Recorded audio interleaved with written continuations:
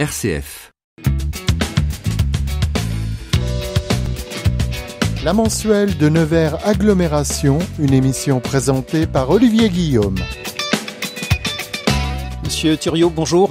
Bonjour à vous. Ravi de vous retrouver dans le cadre de ce partenariat radiophonique. Vous êtes le président de Nevers Agglomération, vous êtes le maire de la cité de Nevers. Nous allons évoquer dans cette émission la gestion de la crise sanitaire, ses conséquences du confinement jusqu'au déconfinement, acte 2. Et pour commencer, peut-être évoquer la prise de parole récente du Premier ministre. Elle était très attendue. C'était ce jeudi 28 mai. Quelle est votre réaction? Vous l'avez comme nous entendu nous dire. Pour commencer, la situation est plutôt bonne.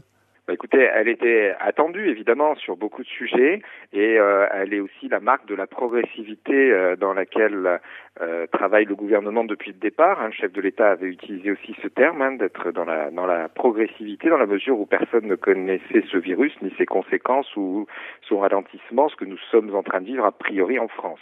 Donc voilà, c'est une adaptation par rapport à un certain nombre de mesures décidées, confinement, déconfinement progressif et plusieurs étapes dans le déconfinement, comme ça avait été annoncé. Des étapes d'ailleurs un petit peu raccourcies, puisqu'initialement certaines devaient intervenir, je parle des annonces au mois de juin, et ont été même avancées à la fin du mois de mai en fonction des rapports rendus. Donc voilà, nous avançons. La Nièvre est en vert, elle a toujours été en vert, elle a dépendu de la région sur le plan des réanimations, ce qui faisait qu'elle était en rouge, mais sur le nombre de cas, elle était en vert. Et aujourd'hui, j'ai envie de vous dire, entre guillemets, justice est faite, même si je pense bien évidemment aux victimes et à leurs familles, parce qu'il y en a eu aussi. Mais la prudence reste le mot d'ordre. La prudence reste le mot d'ordre, et pour l'instant, nous devons vivre et continuer d'apprendre à vivre avec ce virus, donc c'est-à-dire ce à quoi nous avons tous veillé, que ce soit au niveau de l'État ou des collectivités, avec le principal qui n'est pas le masque, qui est la distanciation, peut-être pas sociale, mais physique en tout cas, d'un mètre, 1,50 m, qui garantit effectivement normalement une non-propagation du virus. Je rappelle qu'on peut être asymptomatique et donc ne pas savoir qu'on est malade et contaminer les gens parfois que vous aimez le plus. Donc voilà, évidemment dans les foyers on se rapproche plus et c'est compréhensible, mais par contre à l'extérieur on évite. Et puis se laver les mains, ça fait partie d'hygiène, ça nous a peut-être ramené de bonnes pratiques, mais se laver les mains très régulièrement à l'eau, au savon, savon de marché, l'eau de savon c'est largement suffisant, mais ça peut être évidemment avec d'autres produits désinfectants qu'on a utilisés, et notamment du gel hydroalcoolique. Voilà, ces deux mesures-là, si elles sont utilisées, vous n'avez normalement que très peu de risques. Le zéro risque n'existe pas, mais que très peu de risques d'attraper le virus. Et de surcroît, quand vous êtes, alors obligatoire toujours dans les transports publics, mais quand vous êtes à proximité d'autres personnes, ou dans le cadre du travail, vous ne pouvez pas rester à distance, eh bien, mettre un masque. Le masque ne protège qu'à peu près qu'à 70%. Je parle du masque grand public, pas du masque FFP2. Donc voilà, si vous vous collez à quelqu'un qui a un masque et vous aussi, vous êtes moins protégé que si vous êtes à distance. Il faut rappeler ça, il faut essayer d'être raisonnable et en même temps prudent. Bon, on commence à flairer, à humer un certain vent de liberté. Toutefois, ce Covid reste la priorité numéro 1 dans nos agendas. Oui, mais alors, j'ai envie de vous dire, on a tous vécu Covid, chacun dans nos fonctions, ou dans le confinement, ou pas confiné comme c'était mon cas, parce qu'il fallait gérer un certain nombre de choses pour que les services publics continuent et puissent protéger au niveau du groupement hospitalier et les soignants et les patients et les résidents des EHPAD. Donc voilà, c'est-à-dire que ça doit plus être la priorité. On doit reprendre une vie avec d'autres priorités, qu'elles soient familiales, elles sont très attendues de pouvoir se retrouver les uns les autres, qu'elles soient professionnelles, il faut que l'économie reparte parce que ça entraînera d'autres drames et c'est déjà le cas parfois. Et donc voilà, il faut apprendre à vivre avec comme parfois, voilà, malheureusement, on connaît tout ça dans nos vies, à apprendre à vivre avec un deuil, c'est très difficile, mais c'est le temps qui aide et on apprend à vivre avec ce départ. Là, il faut apprendre à vivre petit à petit avec ce virus et si je puis dire, l'apprivoiser, faire en sorte de ne pas être susceptible soit de le propager parce qu'on peut l'avoir, soit de le recevoir et donc appliquer de nouvelles méthodes tout en continuant à travailler ou à vivre et donc à reprendre nos priorités classiques. Je vous propose, Monsieur Thuriot, à présent, d'aborder la question de la gestion de cette crise pendant la période de confinement. Donc, on va regarder un petit peu en arrière. Dans cette période de fortes contraintes, comment le fonctionnement de l'institution Nevers Agglomération, par exemple, a-t-elle été possible? De quelle façon vous vous êtes organisé pour permettre autant que possible, effectivement, une certaine continuité des missions et puis ce lien important avec les partenaires et les administrés? Oui, alors ça a été très vite et ça a été avec quelque part une certaine spontanéité parce qu'on n'était pas forcément préparé pour un tel bouleversement de vie et de fonctionnement. Vous savez, c'était quasiment au lendemain de l'élection municipale, donc c'est-à-dire qu'on a dû très vite sortir de la campagne des municipales pour assurer avec les services, avec le directeur général des services, avec un certain nombre de directeurs. Nous avons mis en place une cellule de crise à l'agglomération, comme il y en avait une autre à la ville de Nevers, et nous avons aussi échangé avec les personnels. On a à la fois été dans l'application des mesures et à la fois dans, on va dire, l'adaptation de nos propres mesures, y compris en matière de travail et très en lien avec la préfète, puisque vous le savez, ça a été souligné par le président de la République et le Premier ministre. L'important aussi dans cette crise, ça a été les binômes, et ça l'est toujours d'ailleurs, et ça le sera, maire-préfet. Donc voilà, on a vraiment travaillé très en lien avec de nombreux échanges, soit en présentiel, soit en visio, et des prises de décision partagées.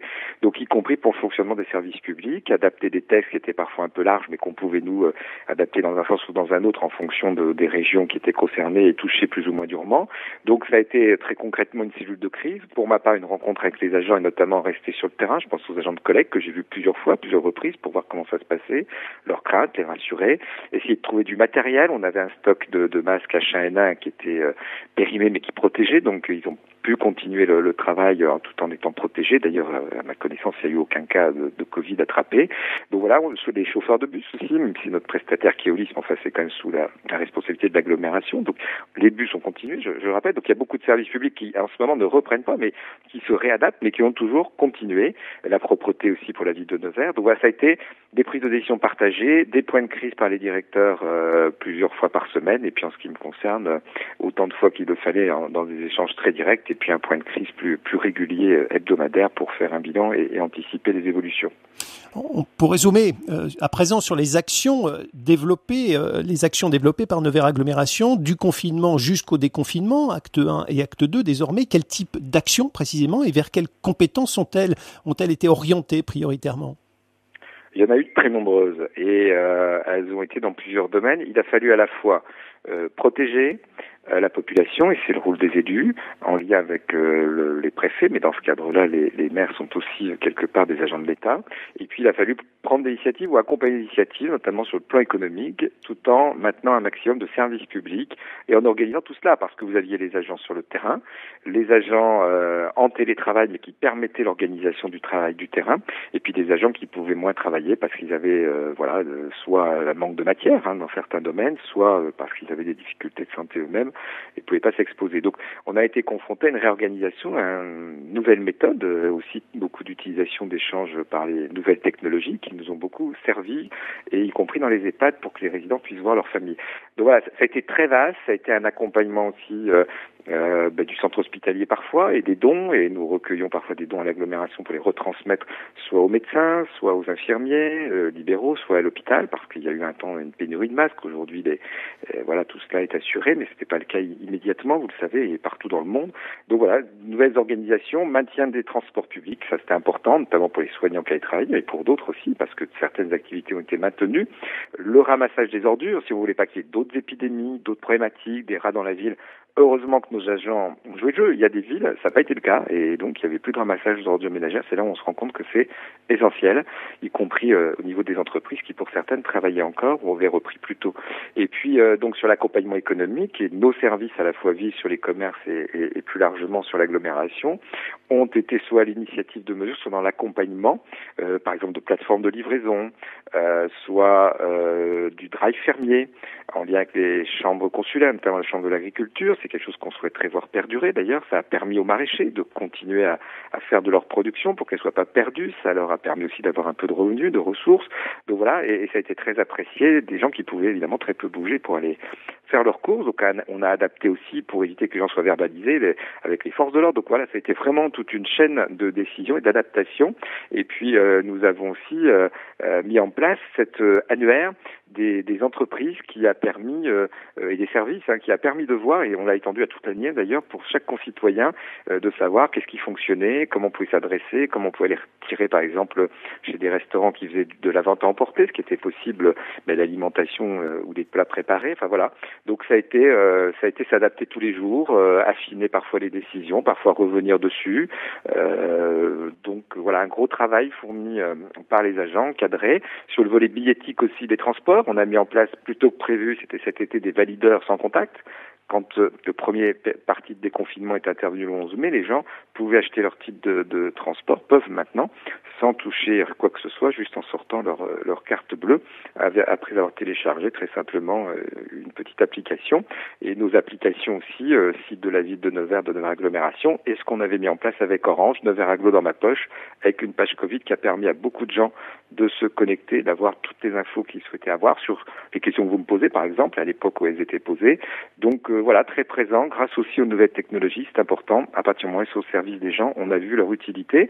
Et là, on est en train de tester un système d'anticipation, un peu de prédiction des transports par une société québécoise, Netlift, qui nous permet de savoir combien de bus il faut mettre, parce qu'on pressent qu'il y aura telle fréquentation. Avec les lycées et les collèges qui vont reprendre, c'est aussi important, on va monter en charge.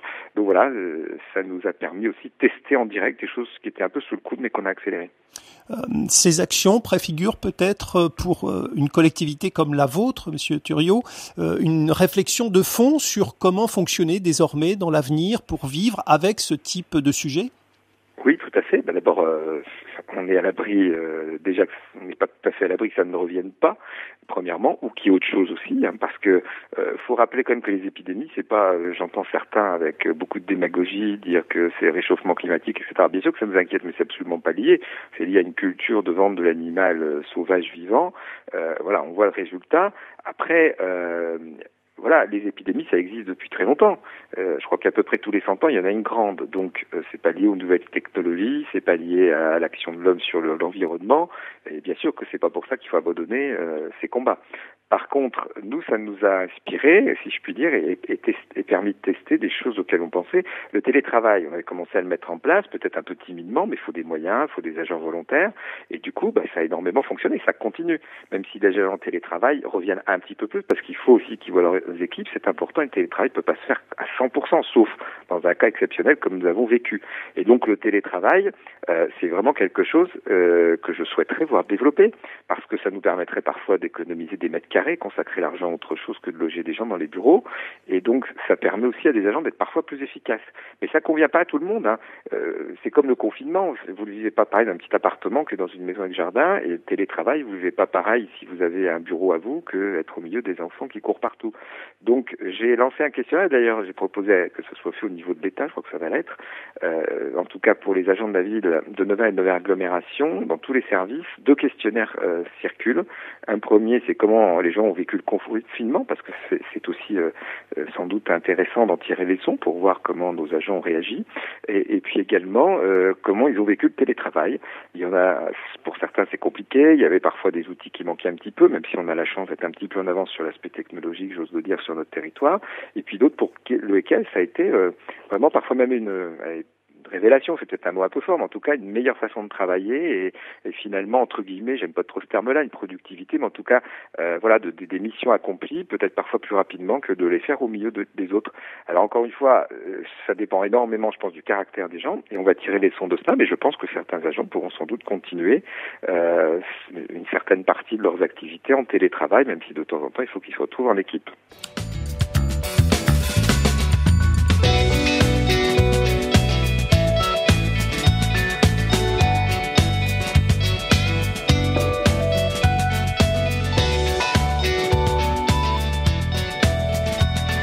Vous écoutez la mensuelle de Nevers Agglomération. RCF. Monsieur Thuriot, vous êtes le président de Nevers Agglomération, vous êtes le maire de la cité de Nevers. Dans cette émission, la gestion de la crise sanitaire, ses conséquences du confinement jusqu'au déconfinement, acte 2. Alors, sur le plan économique, les prévisions sont très alarmistes. Aujourd'hui, quel est l'état des lieux ici, localement, sur ce territoire de Nevers Agglomération ? Alors écoutez, on n'a pas encore consolidé tous les retours des chiffres économiques. On va le faire aussi avec les chambres consulaires à l'heure où je vous parle. Simplement, évidemment qu'il y a une inquiétude, mais je dirais que voilà, la Nièvre c'est comme ailleurs. On va forcément avoir des difficultés dans certains secteurs de relance. Ce que je peux savoir, notamment avec des échanges comme des coiffeurs, ces professions-là étaient les plus attendues, semble-t-il, par nos concitoyens. Bon, ils semblent me dire que vu le rythme, évidemment, ils ont pris un rythme plus soutenu. Ils travaillent 6 jours sur 7 avec des horaires étendus puisqu'ils peuvent avoir moins de clients en même temps. En tout cas chez certains, dans leur prospective, il semblerait qu'ils puissent rattraper à peu près un mois sur les 2 mois, pratiquement 2 mois de fermeture. Pour d'autres activités qui vont démarrer un peu plus tard, comme le tourisme, les activités un peu culturelles, mais toutes ne peuvent pas reprendre, et puis surtout le secteur de la restauration et des cafés. Les hôtels pouvaient rester ouverts, mais évidemment, ils avaient peu de clients, donc certains ont préféré complètement fermer. Mais donc voilà, eux auront démarré un peu plus tard que les autres, mais en même temps, il y a une telle envie d'aller boire son café, d'aller déjeuner dans un restaurant, et on a beaucoup de bons restaurants pour des prix très raisonnables à Nevers, que je pense que nos concitoyens vont jouer le jeu. Je voulais juste rappeler sur le plan économique, et c'est important de le savoir parce qu'on parle beaucoup des gens qui sont en difficulté, des chômages en perspective qui peuvent être prolongés, des licenciements, bien sûr. Il faut essayer au maximum de limiter la casse. C'est la volonté du gouvernement et c'est notre volonté dans le cadre des collectivités d'ajouter des choses et d'être en relais et d'être dans la durée parce qu'on sait très bien que certaines activités, ça prendra peut-être 1 an ou 2 pour revenir peut-être un peu à la normale. Mais donc, faut pas oublier qu'il y a 55 milliards d'euros d'économisés. Je voulais rappeler que certaines catégories de personnes, et c'est une chance pour eux, ont eu leur salaire maintenu, et les retraités également ont eu leur pension maintenue. Par contre, ils ont moins consommé, donc ils ont économisé de l'argent, et certains me disent très honnêtement qu'ils se retrouvent avec un budget de consommation plus important qu'avant la crise. Donc il faut que ces gens qui ont maintenu leurs ressources puissent jouer le jeu de la consommation, recréer de la TVA, et cette TVA permettra à l'État de continuer d'aider ceux qui en ont besoin, et notamment certains secteurs plus touchés. C'est important ce que je dis parce que il faut vraiment que c'est une forme de solidarité. Ceux qui ont pu conserver leurs revenus aident à continuer d'accompagner les autres qui en ont le plus besoin.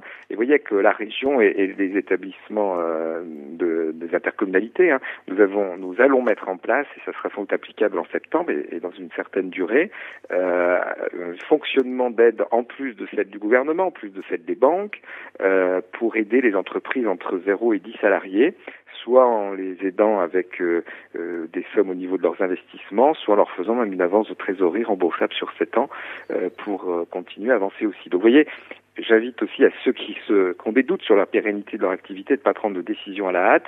Il y a des mesures qui n'existaient pas au début. Je pense par exemple au loyer. On a demandé à ceux qui avaient des baux commerciaux éventuellement d'en faire cadeau et de permettre de défiscaliser pour le bailleur. Ça n'existait pas au début. Ça a peut-être permis à certains de se dire je vais pas payer mon loyer et en même temps le bailleur le défiscalise. Donc c'était un peu du gagnant-gagnant. Et il y a d'autres mesures en préparation et il y en a d'autres qui ont été annoncées hier par le Premier ministre. Vous voyez, il y a des mesures. On sait très bien que c'est sur la durée, qu'on ne va pas s'en remettre comme ça d'un claquement de doigts du jour au lendemain, mais beaucoup de choses par l'État, par la région, par les collectivités locales et souvent en relais les uns les autres. Quesaco, du secteur culturel, des loisirs sur l'agglomération de Nevers, qu'est-ce qui sera possible prochainement par exemple ? Mon ambition, il y a des maires qui ont fait le choix de la prudence et de la facilité, peut-être, je ne sais pas, je ne les juge pas, chacun a ses visions, de tout annuler au moins jusqu'à fin août ou parfois jusqu'au fin décembre. J'ai eu, partageant ces décisions avec quelques élus qui m'ont accompagné dans cette crise, j'ai une autre vision qui est de maintenir au maximum les choses, en tout cas de le maintenir au chaud et puis de voir l'évolution. Parce que vous voyez, prendre des décisions trop tôt, on peut finalement se priver de certaines choses. Je viens d'apprendre par exemple que, vous savez, nous avions accueilli une des 5 plus grandes roues de France l'année dernière qui a bien marché. Il a trouvé que ça a bien marché, il a envie de revenir. Donc on est en train de travailler avec les services de l'État pour installer à nouveau la grande roue à peu près sur une période d'1 mois. Parce que les gens vont avoir besoin d'activité, vont avoir besoin de se distraire et en plus à des tarifs quand même bas par rapport à l'utilisation de ce genre de manège. La fête foraine, évidemment, on n'a pas pu la faire. Les forains aimeraient bien revenir. Moi, je leur ai fait une proposition qui pourrait être de réfléchir à faire une fête de Noël, une fête foraine de Noël. On en a déjà une petite, mais après le marché de Noël, de l'étendre. Si c'est une autre période, ça peut en être une. Je veux simplement être certain qu'on ait suffisamment de forains. Nevers-Plage, on va essayer de le faire. et y compris s'il faut maintenir un nombre de personnes maximal, y compris s'il faut un peu étaler au bord de la Loire. D'ailleurs, mon inquiétude en ce moment, c'est l'eau, parce qu'elle est très basse, donc c'est encore un autre problème. Mais en tout cas, Nevers-Plage, on va essayer de le faire. Il faut proposer des activités à nos citoyens, j'espère à plus de touristes qui viendront, puisqu'on a fait aussi de la communication nationale, mais à nos concitoyens qui ne pourront peut-être pas partir en vacances, peut-être parfois parce que soit ils n'auront pas de budget, soit parce que leur entreprise ne fermera pas comme elle peut fermer les autres étés. Donc on va essayer de maintenir. Question sur le feu d'artifice. Théoriquement, jusqu'au 15 juillet, on ne peut pas réunir plus de 5000 personnes. On sait très bien que le feu d'artifice, on n'est pas loin des 30 000. Donc, pour l'instant, sur le principe, je le maintiens. On verra si ça se détend plus sur le nombre de personnes qu'on peut rassembler. Sinon, ça pourrait peut-être être pour le 16 août à la fermeture de Nevers-Plage, ou ça pourrait, pourquoi pas, être à une autre période de l'année ou en fin d'année, ou pas du tout. Mais voilà, pour l'instant, c'est pas annulé non plus. La fête de la Loire, on l'a repoussée, je crois, de mémoire en septembre ou en octobre. Les accros de ma rue vont essayer de se réorganiser, faire quelque chose d'un peu plus léger, mais qui puisse coïncider, par exemple, avec la fête du sabot à Chaluis, avec des week-ends d'animation en centre-ville. On va avoir besoin de relancer aussi ce qu'on fait au niveau du commerce, par la communication, mais par des mesures d'animation que je voulais d'ailleurs démultiplier. Donc ça peut être l'occasion, ou lors du marché, ça pourrait être avec les accros de ma rue et les arts de la rue sur plusieurs week-ends s'ils sont capables de le faire. Donc ils vont nous présenter très rapidement leur projet. Le jazz a l'air, voilà, de peu près avoir envisagé aussi de faire son festival, peut-être à une forme un peu plus réduite. Donc voilà, il y aura pas rien. Ça va être compliqué. Je compte annoncer la saison du théâtre prochainement, comme la maison le fera aussi pour sa saison. Là, tous nos spectacles du théâtre depuis le confinement ont été repoussés. Donc ceux qui ont des billets, gardez-les, parce que vous pourrez retrouver vos spectacles si vous pouvez y assister. Et puis un seul, c'est celui d'Élodie Pou, qui n'a pas pu être repoussé pour des raisons d'agenda. Donc le spectacle a été annulé, donc les billets seront remboursés ou éventuellement échangés contre un autre spectacle. Donc voilà, on croise les doigts, mais le juge de paix, c'est le virus. Si ça repart, vous le savez, le gouvernement a fait préparer un plan de reconfinement, personne n'en a envie, mais c'est pour ça qu'il faut être raisonnable. Quand je vois qu'il y a certains commencent à organiser des tournois de foot, c'est pas possible qu'un petit groupe risque de mettre en danger un grand groupe qui respecte dans l'ensemble les règles. Ces règles s'assouplissent à partir du 2 juin, et si tout va bien, continueront de le faire. Ça nous permettra de faire davantage d'activités culturelles. J'avais pensé à un drive-in aussi, vous savez, un petit peu le cinéma à l'américaine, sur le parking du Centre Expo, avec un partenariat radio, pourquoi pas à diffuser la sonorisation du film, mais bon, le cinéma n'a pas pu obtenir les moyens de le faire, donc c'est un peu dommage, mais les cinémas vont bientôt reprendre aussi dans certaines règles. Un dernier mot peut-être, sans oublier les plus fragiles d'entre nous, ils sont nombreux malheureusement, on croise les doigts pour que ça se passe bien pour eux en particulier, sur la sphère des solidarités, sur ce front, que peut faire une collectivité comme Nevers Agglomération ? Écoutez, elle a fait beaucoup de choses. Alors, soit en accompagnement de la ville de Nevers, parce que les centres communaux d'action sociale dépendent des communes pour l'instant, même si on a une réflexion un jour, pourquoi pas de faire un centre intercommunal d'action sociale. Mais néanmoins, tout le monde a mis la main à la pâte. Il y a eu beaucoup de cohésion, de liens entre les agents des collectivités, et y compris les autres communes de l'agglomération, voire au-delà, parce que comme je l'ai toujours dit, le virus n'a pas de frontières, la solidarité non plus, et on a aidé aussi des structures hors périmètre administratif de l'agglomération. Donc, écoutez, l'agglomération a été très attentive aux besoins. On a dépanné aussi des soignants, je l'ai dit, et des EHPAD parfois. Donc, on a été très aussi en apport. Par exemple, il y a des agents qui avaient des talents en couture. Vous savez que j'ai relancé au niveau de la ville de Nevers mon atelier de tapisserie qui s'est mis à fabriquer des masques. Donc, on a eu des agents de la collectivité aussi qui sont venus fabriquer des masques, notamment pour nos seniors, qui en étaient très rapidement dotés. Donc voilà, je voulais qu'on puisse équiper tous ceux qui avaient besoin de masques, même si certains déjà étaient nombreux à en avoir. Donc voilà, ce type d'exemple était important. Évidemment, le transport a été relativement gratuit pour beaucoup, parce qu'on n'a plus les moyens d'appliquer et de vendre des titres de transport dans les bus. Bon, voilà, donc ça a été aussi une autre forme de solidarité pendant cette crise. Et puis, je vais vous dire, comme pour les entreprises, nos collectivités vont être dans la durée. On a des demandes sur les abonnements de transport, qu'est-ce qu'il faudra faire pour les gens qui n'ont pas pu se déplacer, même si le transport a fonctionné, mais notamment, je pense aux scolaires qui n'avaient plus école. Bon, voilà, tout ça, on fera des propositions, on les travaille. Voilà, c'est aussi une forme de solidarité. Et puis, je sais que nos agents de collecte ont eu beaucoup de petits mots, d'ailleurs, des citoyens pour les remercier, des petites attentions, des petits dessins d'enfants. Donc, je sais que ça les a beaucoup touchés. C'est important important. On a vu que vraiment, on pouvait pas se serrer la main, mais comme je le dis, il faut se serrer les coudes. Et je pense que c'était une expérience importante, intéressante, et l'agglomération était vraiment en appui des communes, puisque on a activé notamment ce qu'on appelle le PCS, un plan communal de sauvegarde. Chaque commune devait l'appliquer, et l'agglomération en assurait la coordination sur le plan des 13 communes. Voilà, donc ça a été aussi une forme de solidarité, même si, je le dis, tous les établissements seniors dépendaient de chacune des communes, mais on a été dans l'attention. Et j'ose le dire, nos EHPAD, il y a eu des décès malheureusement à l'EHPAD Colbert, à l'EHPAD de Caux, mais qui dépendent du secteur hospitalier, mais dans les EHPAD communaux, à ma connaissance, ça n'est pas le cas. Donc voilà, on a aussi pris les bonnes mesures et on a aidé à doter les communes parfois de masques quand elles n'en avaient pas, parce qu'on avait reconstitué un peu de stock au niveau de la ville de Nevers. Merci beaucoup pour ce temps accordé aux auditeurs d'RCF. Monsieur Thuriot, président de Nevers Agglomération, dans ce partenariat radiophonique donc avec RCF. Aujourd'hui, un sujet important, la gestion de la crise sanitaire, ses conséquences du confinement jusqu'au déconfinement. Merci, on vous dit à bientôt et puis bon courage à toute l'équipe qui travaille effectivement pour que cela fonctionne au sein de cette collectivité. Donc on va le redire, fondée au début des années 2000-2003 je crois. 13 communes aujourd'hui, près de 70 000 habitants, c'est pas rien. Merci beaucoup Monsieur Thuriot, à bientôt. Je vous en prie, bon courage à vous. Au revoir.